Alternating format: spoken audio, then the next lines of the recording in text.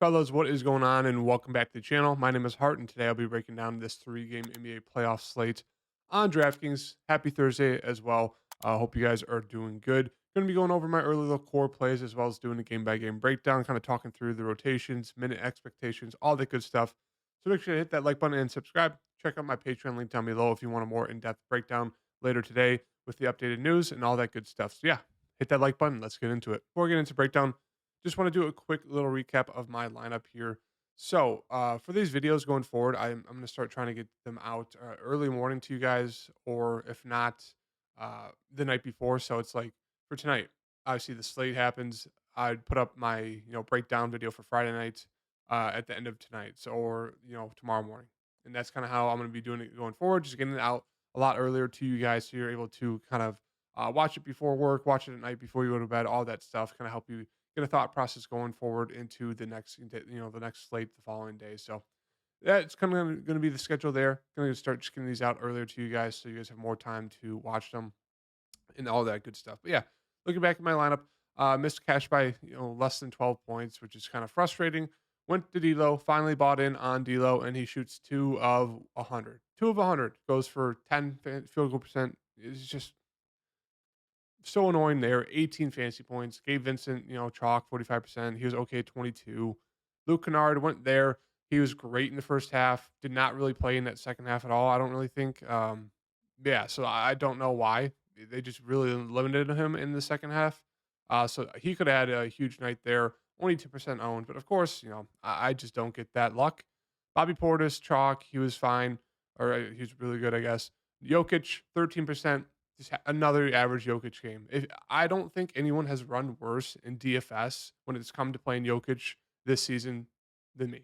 I've I'm the worst Jokic player in DFS this year. Every game I've gotten from Jokic, every game has been 55 or less fancy points. I don't think I've gotten one more than I don't think I've gotten one more than 60 fantasy points. Like, and it's like he's had games in the high 60s, the high 70s, even 80s. I think he went for 100 one game. It's just like, uh, why? Why? He's 13%. Why can't he have a solid game? It's a fantastic matchup, and he just does average. It's just annoying there. But yeah, Trey Jones is fine. Chris Middleton, fine. The game blew out, so that he lost a ton of usage there. Only played 28 minutes, and then Joe Ingles took that dart throw there, and he was really solid. But yeah, it's just one of those things. Lost the minutes there, and Chris Middleton, Jokic, which is super average, and then D'Lo just absolutely sucks, and then just didn't get any run on Luke Kennard. So it's just like, come on, man. Can I just have an average or above average game for my guys? It's just annoying. But yeah, get into this three-game slates here for tonight. Philadelphia versus Brooklyn, Sacramento versus Golden State, and then Phoenix versus the Clippers. So first game here, we got Philadelphia versus Brooklyn. Um, I hate Brooklyn, so it's gonna be a fun breakdown. But moving on to the Philadelphia side here, Embiid 10-7. Overall, I think it's gonna be kind of hard to get to Embiid. He's the highest spend up, obviously at 10-7, $1,000 more than the second guy, Steph Curry. So I do think that will kind of keep his ownership lower for the most part, just because I don't think there's a ton of value as of right now. But if you feel great with the value, I think Embiid would kind of set himself apart as great spin up play. It's just one of those things. They have been double teaming him pretty much every possession. So as you can see, he was a guy who was pretty much averaging 20 shots per game, if not more. And then for these first two games, he's only 15 shots and then 11. So they've done a fantastic job of really limiting him in his shots and really making it only for easy for him to score if he's getting offensive rebounds or if he's just right next to the basket and someone dumps it off to him. But for the most part, they're double teaming him every time and they're making him pass up the ball. So for that reason, he does have you know a lower floor and ceiling than usual. But obviously on a playoff slate, 3-game playoff slate, he looks great as a spin up at 10-7. I think Harden looks great at 8-9, coming off of a horrendous game there, 3 of 13, but he still got you 31 fantasy points because he had 4 steals. So I think Harden's a super, super solid play. And then in the mid range, Maxi and Harris, I think they're both fine. Obviously, they're both coming off, 2 huge performances in game one and game two. And it's kind of the issue is that with them double teaming, or not the issue, but with them double teaming Embiid pretty much every play, Maxi and Harris are going to have to step up. Even Harden, all three of these guys are going to have to step up. Maxi and Harris have stepped up so far, 32 and a half and then 41 for Maxi. And then for Harris, 35 and 42. Harris's minutes haven't been great. He dealt with foul trouble in that last game, but it's one of those things like he will get a little bit limited if he's not playing well. So and he's like a solid, mid range play. I think Maxi's a little bit better, 33 minutes and then 40. It's one of those things he got extended just because he was super hot from the floor.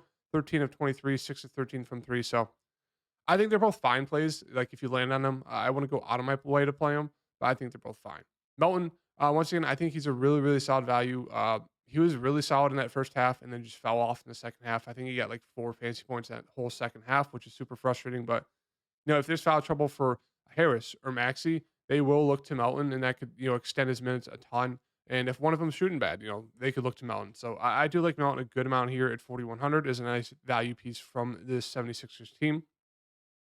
And then the rest of the team, Tucker, we're getting into like the dart throws now. Tucker's a dart throw. McDaniels is a dart throw.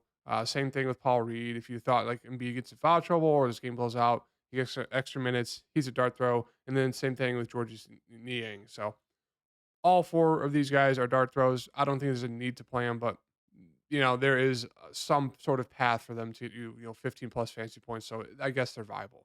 Moving on to the Brooklyn side, absolutely hate this team. I wish they never made the playoffs, but it's one of those things, they've been burning everyone, especially the past two games with, especially a guy like this. Denser Spinwiddie, it's like Kuzma's right. This dude is absolute garbage.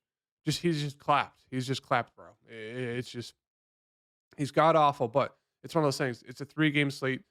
They're a team on it. We have to look at this, team and kind of highly consider some of these pieces because, a guy like Mikal Bridges, he's going to be playing the whole game. If the game stays close, he's probably going to be playing 40 plus minutes. And he's usually going to be shooting close to 20 times, if not more. So it's like Mikal Bridges is still a super solid play at 7,600. Same thing with Dinwiddie, 7,100. He's playing just huge minutes. So if the game stays close, it's like he has a ceiling, even though he hasn't been great and been terrible. They both look super, super solid at their price tags. Same thing with Cam Johnson. He's scoring dependent. As you can see, 41 minutes. He went for 42 fantasy points, 28 real life points. So he's super score independent. He'll get extended if he's playing well. If not, he'll probably see kind of normal minutes. So I think for that reason, he's just more of just like a kind of like a contrarian play. Like if you're not going to play Dinwiddie and Bridges and you want a guy from this team, I think Cam Johnson's your guy, but at the same time, he's super score independent. So there is that risk there, but I think he's a solid play. Same thing with Claxton. It's just like he got limited. He just wasn't doing well. They went small. They went small with their lineup. So they brought in DFS, or they brought off Royce O'Neal off the bench, and they were kind of playing Royce O'Neal and DFS at the center, and the other one at the forward spot, the power forward. So they really didn't use Claxton a whole too often in that game. So it's kind of hard because it's like we know the upside of the Claxton, especially if he stays out of foul trouble. He just hasn't been able to score 5 points in zero. I think his worst 2 games of the season. Obviously, it's hard to go to Embiid. They haven't connected. Him and Dinwiddie haven't connected on the lobs. So I think, Claxton is a super, super risky, but a super, super contrarian piece that could actually have a huge, huge game. Just because I think they might go back to him. He's a solid defender on Embiid. His length helps. The small ball did work for a bit there for Brooklyn, and then they just couldn't make shots. So I don't know. That's kind of the risk there is like, do they continue with the small ball with Royce O'Neal and DFS at the 5, or do they look to Claxton to come out, to play again? So that's the risk there is just, the small ball. They might limit Claxton with his minutes. Royce O'Neal, I think he's a fantastic value. I played him last slate, 36 minutes, 2 of 11, 23 fantasy points. It's like, come on, man. Hit a few more shots. But yeah, if he's going to be playing that minutes, I think he's a solid value either way because like if he's not getting in the small ball 5, he should see mid-20s minutes, and he could definitely pay off that price tag if he hits a few shots.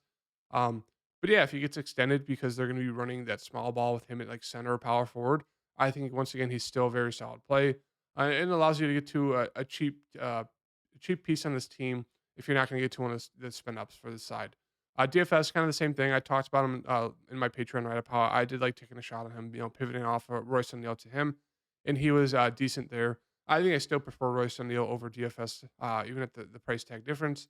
And then they did play Seth, and Joe Harris a little bit. I guess their dart throw mentions, they're there.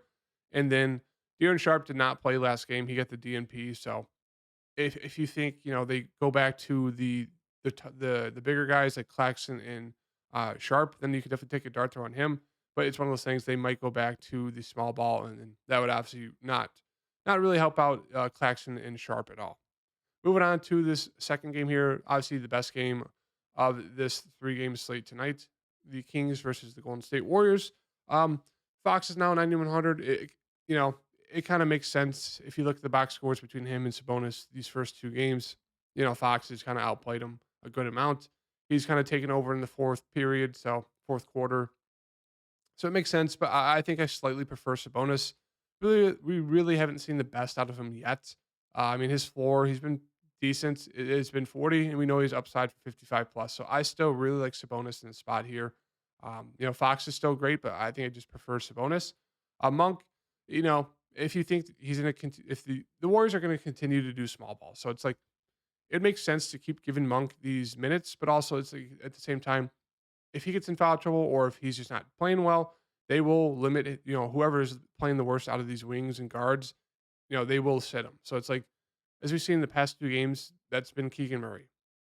Has not played well, and they've kind of limited him just because Monk's come off the bench and he's been good. So it's like, that's the issue there with these wings is that, the safest probably would be Monk and Herter and Barnes, but at the same time, it's just like if one of them does bad, you can definitely see them going back to like Keegan Murray and playing him. So it's like I think Keegan Murray is definitely a risky contrarian piece, a dart throw, but he's definitely there.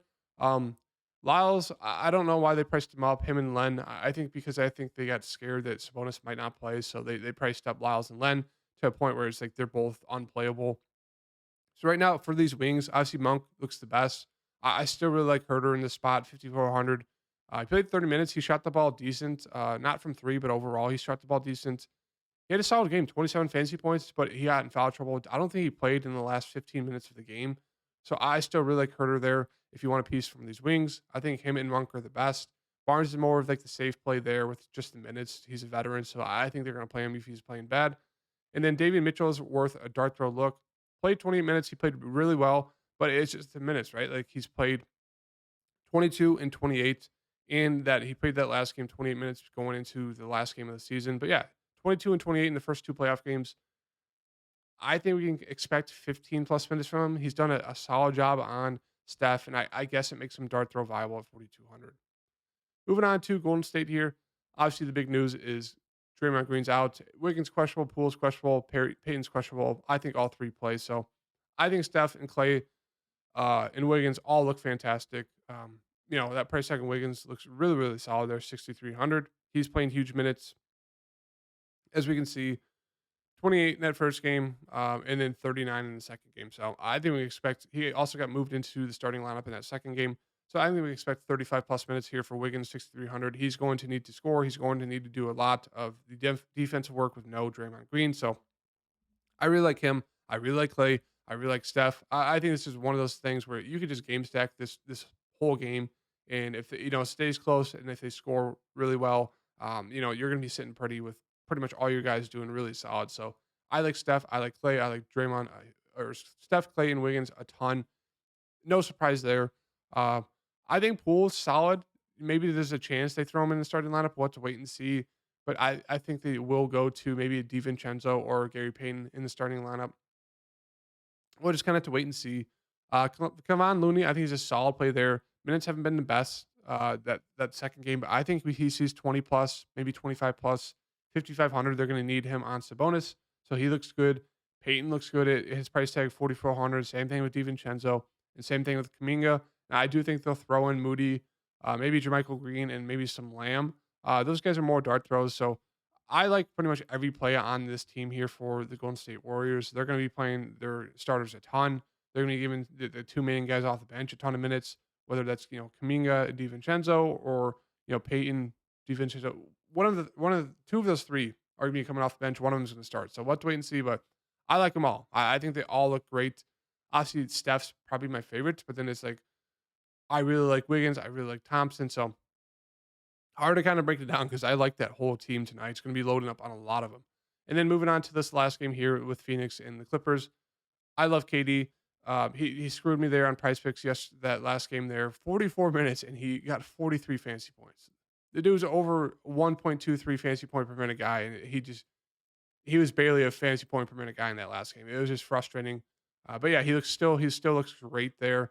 The only issue there with Durant is that and especially in that fourth quarter, all they did was just double team him and made him give up the ball. They wouldn't let him shoot.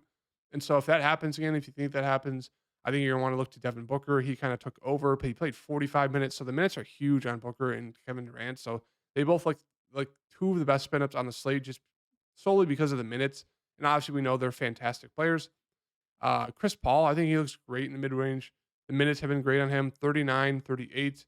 Even though he shot 8 times, he still got almost a triple double. He went for 41, 38 minutes, 36 and a half. So I think he looks super, super solid. Aiden looks decent in the mid range, 32 minutes, 31. I still prefer getting to the main three. And I guess you can land on Torrey Craig. He's been hot from three, 2 of 4, 5 of 8. But I just don't love that his price tag's coming up. And that's really it. I mean, they played some Biombo, they played some Shamitz, they played a little bit of Kogi, but it's really there's no need to get to those guys. It's really just kind of the main three for me, and that's it. Moving on to the Clipper side here, Kawhi Leonard has been fantastic. So if you want to continue the hot streak with him, I mean, he's been playing around 40 minutes, maybe a little bit more, and he's been super, super productive. So I think once again, he still looks very solid. Russ looks really good at his price tag of 8,000. It just comes down to can he hit his shots? Can he get those minutes and stay out of foul trouble? And then Zubac, they've been riding with him. You'd think, Suns would probably go small and take Zubac out of the game, but the Clippers have still been going to him 30 minutes pretty much the past 2 games. So if you think that continues, I don't mind that. But it's one of those things they did close small, so that's kind of the issue there. Um, Powell, he comes at a great price tag, 4,900. I still like him, even though we haven't seen the ceiling in the first 2 games yet. Eric Gordon, kind of similar play to Powell. I think I prefer Powell, but they're both okay. And that's really it. They did play some man, 26 minutes. He's a dart throw mention. And then Plumlee is also a dart throw mention. 14 minutes, 4 fantasy points. Usually he's a little bit more productive than that, but they kind of ran small there at the end of the game. So they did lose some minutes to guys like Zubac and Plumlee there. And that's really it. Batum gets some minutes, but he's just gone awful. So yeah, it's really just kind of Kawhi and Russ and Powell for me. I think Zubac is a very strong GPP play. And then I guess you can land on one of the cheaper guys, but I don't love it. So yeah, that's going to do it for the slate breakdown today. Going to have just updated core plays on my Patreon, link down below, and I'll have a price fix video out after this. So thank you guys for tuning in, and see you in the next video. Peace.